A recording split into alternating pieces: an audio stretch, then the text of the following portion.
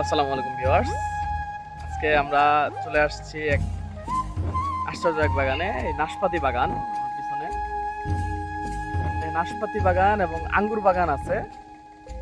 আমি আপনাদের আজকে এই নাশপাতি বাগান এবং আঙ্গুর বাগান ঘুরিয়ে দেখাবো। কোরিয়ার বিখ্যাত নাশপাতি খুবই সুন্দর হয়। আমাদের এই নাশপাতি ফল এখানে থোকায় থোকায় থোকায় থোকায় কতগুলো নাশপাতি ধরে আছে এখানে। নাশপাতিগুলো প্রথমে দেখতে ঠিক আপেলের মতো হয়। দেখেন এই গাছের গোড়া থেকে একদম উপর পর্যন্ত নাশপাতিগুলো ধরে।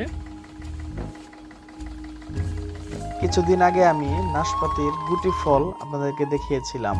তো এটার যে ফলটা সেটা কিন্তু অনেক ছোট, তো সবেমাত্র এটা অঙ্কুরিত হচ্ছে। তো এই নাশপাতিগুলো কিন্তু কিছুদিনের মধ্যেই অনেক বড় সাইজের হয়ে যাবে।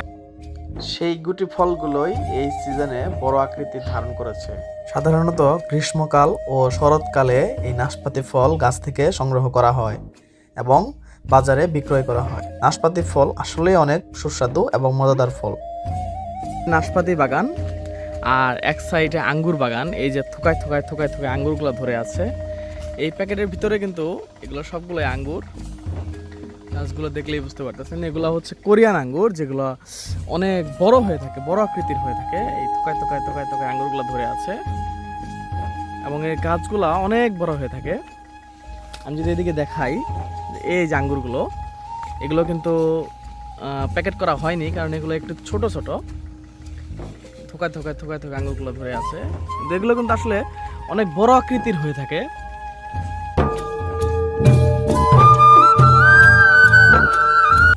এই আঙ্গুরগুলো সাধারণত গ্রীষ্মকালীন এবং শরৎকালীন ফল।